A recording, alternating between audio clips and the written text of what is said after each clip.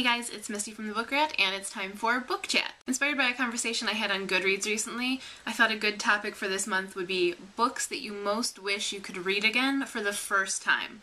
So not just reread, but books that you could experience again right from the beginning, just feel it all again and find that new favorite book again. There are plenty of books that you get new things out of each time you read them, or they feel like comfort books when you read them, so rereads are nice. But then, every now and then, there are those books that, when you hear someone's reading it for the first time, you're kind of jealous, because you're like, I wish I could be in that position right now, reading it for the very first time, and experiencing all that, and not knowing what's coming, not knowing the surprises, not knowing the characters yet, meeting everyone for the first time, and just kind of immersing yourself in the magic of the world. I'm sure we all have them, and here are some of mine. Jellicoe Road by Melina Marchetta is definitely one of my top books that I push on people like crazy, and I had it pushed on me like crazy. But when someone tells me they're gonna read it, I am equal parts super excited and jealous.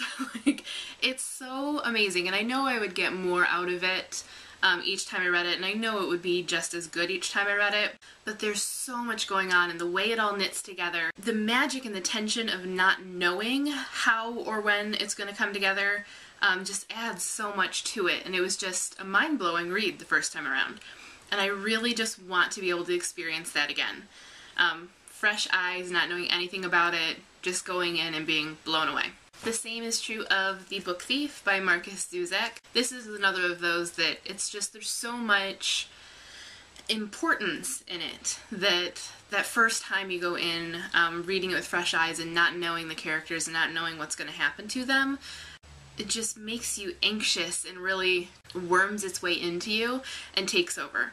Also, the narrator is one of the most unique ones I've ever read. I'm a little jealous of people that haven't experienced it yet. Some of my favorite comfort books I would love to read again for the first time, knowing nothing about them. So, Pride and Prejudice, I was actually in a pretty good place when I read it the first time, in that I hadn't seen any of the adaptations. I knew it was famous. I knew Jane Austen was famous.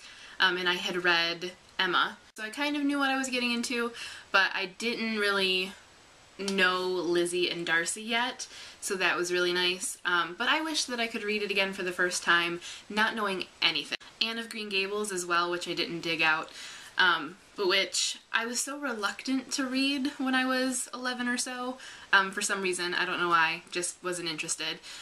And ended up connecting so very much with Anne and just falling in love, and have read it many times since. I would love to experience that again. That complete surprise and sort of kindred spiritness of finding this character that is you, that you relate to and you feel like you know. An Old-Fashioned Woman by Louisa May Alcott as well. This is another one of my comfort books, and I love it more with every reread. But there was something so butterfly-inducing about it the first time I read it, and meeting the characters and loving them, and I would love to be transported back to that. The Song of the Lioness series by Tamara Pierce. In order for this one to work, I think I would have to be a 12-year-old again, but I kind of want to experience reading this for the first time in different stages of my life. This changed the way I read and what I read when I was 12, but I was really leery. I was really hesitant. I didn't think I was going to like it, and I loved it. I loved it so very much, and found it years later and thought, there's no way that I'm going to love it as much as I did then, and I did, and I still do. I would love to experience it again, all 4 books together back to back, at that age, at that 11 or 12-year-old age, but I would also love to experience it again as an older teenager, and then again as an adult, fresh each time. Oryx and Crake by Margaret Atwood. I love this, and I know I would get more out of it with each reread. There's so much going on, and there's so many layers, and knowing what's coming, I know I would get more, and see the connections more. But there was something incredible about reading this modern dystopian, modern post-apocalyptic book before there was a second book, not knowing that there was going to be a second book, thinking it was a standalone, and being so plunged into it and so invested in it, and I would love to experience that again. I would love to read Year of the Flood again for the first time as well, and maybe not have read this or known about this to see kind of how they work on their own. Sunshine by Robin McKinley. I became so invested in these characters, and I've loved it each time I've reread it, and I think I've loved it just as much. But there was just something about it that first time I read it, and getting to know Sunshine and her world, that was just incredible and that I really connected to. And even though I love it just as much each time I read it, I would love to be plunged into that world again. Mad Apple by Christina Meldrum. This is a book that, even though I know I will like it when I reread it, and probably will reread it more than once, knowing everything that's coming is gonna kind of lessen it a little bit or spoil it a little bit, because it hinges on never being quite sure what's going on. It's very, very dark and very powerful and very grim, and I was so just engrossed in it, and I would love to experience that again.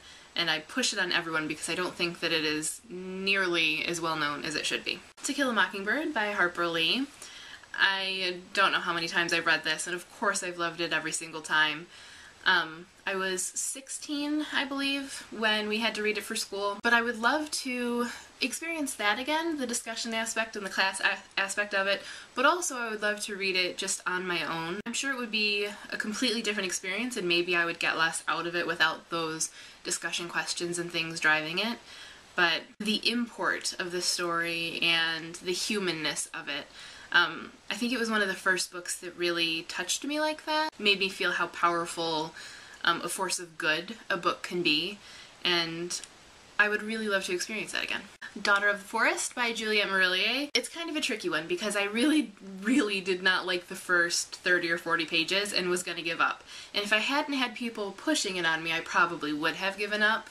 So part of me wants to experience it again so very much for the rest of the story. But if I didn't have anyone pushing it on me, I don't know that I ever actually would have gotten through the rest of the story. To be able to meet those characters again and the things they go through and the way things come together and sort of the interconnectedness of it all, and just the pain and the beauty and the heartbreak and the romance and everything about it is just chill-inducing. And though it still gives me chills now when I reread it, I know what's coming, and I also rush and look for things, and just to experience it linearly and not knowing what's coming and the tension of it would just be incredible. And Everything by David Mitchell. Every single book he writes is completely different from the one before it, and every single one impresses me in some new and different way. I want to reread all of them, and I'm sure I would love them just as much on rereads. But experiencing his style and his craftsmanship again for the first time would be really neat. I'm sure there are more. I have plenty of books that I love to reread, but these are definitely the ones that I really wish I could experience again for the first time and love to push on people and live vicariously through them, but I'm also a little jealous of people who haven't read them yet.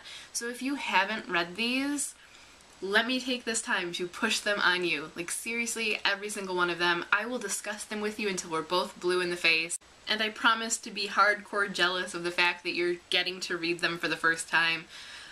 But do. They are just excellent. They are so well worth your time. If you have your own books that you really wish you could experience again for the first time that just made such an impression or took over your brain or just blew you away with how stunningly worked they were, definitely let me know about them. You can make your own video response so that everyone can find it.